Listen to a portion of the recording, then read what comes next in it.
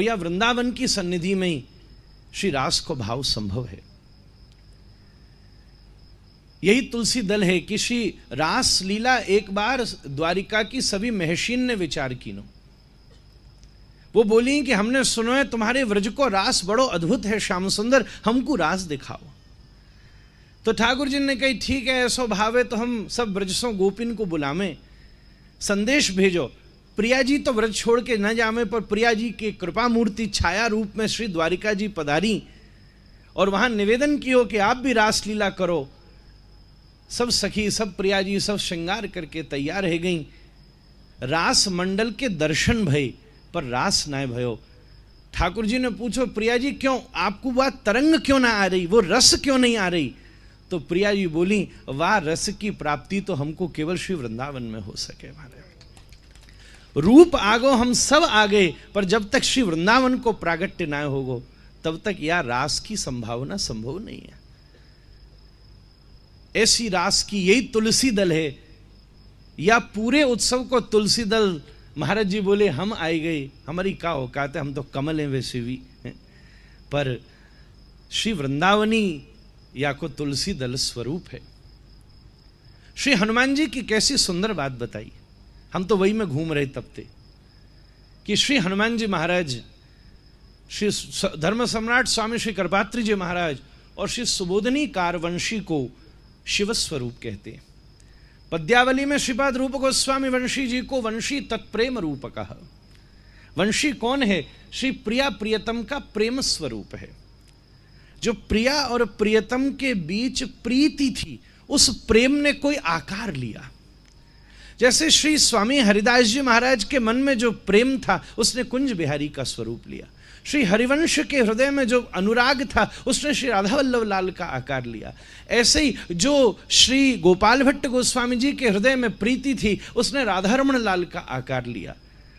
तदनुसार ही श्री राधा और श्री कृष्ण के बीच में जो स्नेहानुराग था, जब उसने आकार लिया तो वो वंशी के रूप में प्रकट हो गया। वंशी तत्प्रेम रूप का। उस प्रेम का स्वभाव कैसा है? वंशी एक छिद्र से लेना जानती है पर 9 छिद्रों से लुटाना जानती है। राधा कृष्ण का प्रेम ऐसे ही है जिसमें स्वार्थ नहीं है, तो अपना सुख थोड़ा सा और सारे जगत को सुख मिल सके, इस भावना का आधार जिस प्रीति में है वही आध्यात्मिक अनुराग और प्रीति श्री राधा श्याम की है, श्री श्याम सुंदर श्री कृष्ण की है। और ये प्रीति के बिना ये रास नहीं हो सकता। महाराज जी हनुमान जी भी श्री चारु सखी के रूप में रास में प्रवेश किए। जैसे आपने वंशी का स्वरूप बताया, ऐसे ही भरतलाल जी ने जब भाव कहा, श्री हनुमान जी ने भी आज ठुमका लगा लगा कि नृत्य की नो श्री चारु सखी के रूप में। और श्री हनुमान जी का स्वरूप आपके सामने हनुमान जी विराजे, मैं तो बिन्ही को देख रहा था, नृत्य करवे वाली। हनुमान जी को स्वरूप बानर को स्वरूप नहीं है। श्रीमद् वाल्मीकि जी ने लिखा है अपने आप को छुपाने के लिए वो वानर रूप में रहते, और उनको रास में प्रवेश करने का अधिकार किसने प्रदान किया?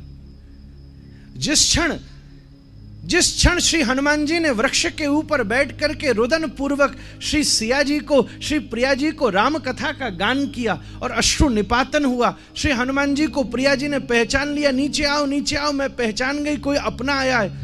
हाथ जोड़ करके पूछा हनुमान जी ने, आपने प्रिया जी, सिया जी मुझको कैसे पहचाना? मैंने आपको राम कथा सुनाई इसलिए पहचाना। सिया जी ने कहा नहीं, राम कथा तो रावण भी सुना सकता था, पर राम कथा सुनाते हुए आंसू कोई राम का प्रेमी बहा सकता था।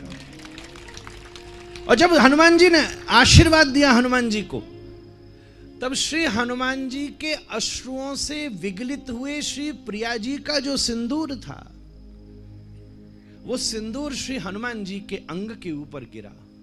ये समझ लो उसी दिन श्री हनुमान जी को प्रिया जी का कृपा स्वरूप, हम ब्रज की भाषा में कहें बाबा तो सखी स्वरूप की प्राप्ति है गई है, क्योंकि प्रिया जी यह स्वरूप प्रदान करें। ये स्वरूप कोई और ना प्रदान कर सके, प्रिया जी प्रदान कर सके।